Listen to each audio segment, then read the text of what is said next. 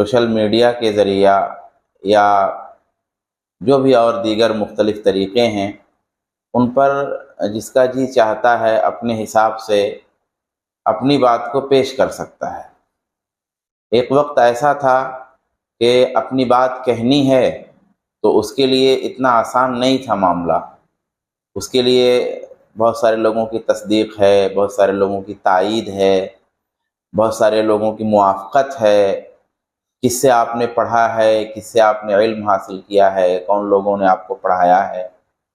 تو یہ ساری سچویشن ہوا کرتی تھی، تو اس لیے ہر آدمی کو موقع نہیں مل پاتا تھا۔ حالانکہ اس زمانے میں بھی بہت سارے لوگ ایسے ہوتے تھے۔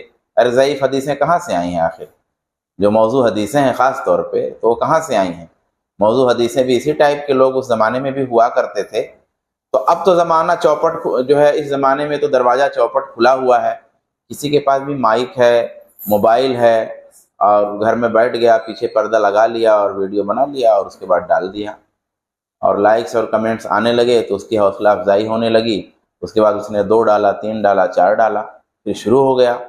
تو جتنی کنٹروورسی ہے اتنی ہی زیادہ وہ پھیل رہا ہے، اور پھر مختلف لوگوں میں وہ بات عام ہو جاتی ہے اس کی۔ تو یہ کنڈیشن ہے۔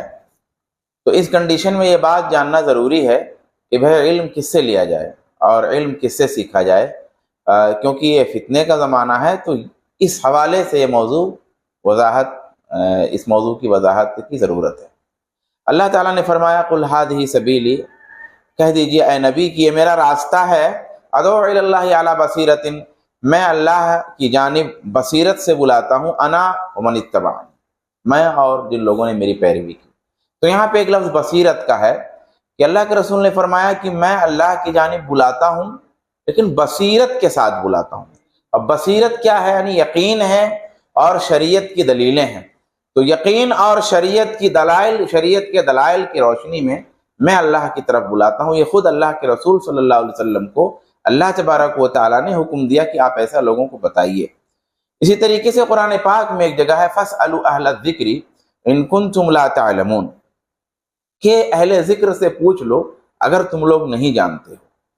اللہ تبارک و تعالیٰ نے یہ بات اس سیاق و سباق میں کہی ہے کہ لوگ ایسا سمجھتے تھے کہ نبی جو ہونا چاہیے وہ کوئی فرشتہ ہونا چاہیے، ایسا سمجھتے تھے، کوئی فرشتہ ہونا چاہیے، کوئی الگ آدمی ہونا چاہیے، کوئی اوپر سے اترنا چاہیے، کچھ الگ سسٹم، کچھ الگ طرح ہی کا ہونا چاہیے، کوئی پہاڑ پھٹ جائے وہاں سے کچھ نکل جائے، آسمان پھٹے وہاں سے اتر جائے، یا کوئی فرشتہ ہو، یعنی یہ آجو باجو کے جو انسان ہیں ان میں سے نہیں ہونا چاہیے۔ ایک ایسی سائیکالوجی تھی ان کی۔ تو اللہ تبارک و تعالیٰ نے ان کو جواب دیا کہ بھئی ہم نے جو بھی نبی بھیجا ہے وہ انسانوں میں سے بھیجا ہے، اگر تم کو نہیں پتا ہے تو اہل ذکر یعنی اہل کتاب، یعنی جو تورات اور انجیل کے ماننے والے ہیں اور ان کا علم رکھتے ہیں، ان سے پوچھو کہ جو انبیاء بھیجے گئے وہ کیا فرشتے تھے پہلے؟ یہ اللہ تعالیٰ نے بتایا یہاں پہ کہ اہل ذکر سے پوچھو اگر تم نہیں جانتے ہو۔ تو یہاں سے بھی یہ بات معلوم ہوئی کہ بھئی اگر علم نہیں ہے تو اہل ذکر سے پوچھنا ہے۔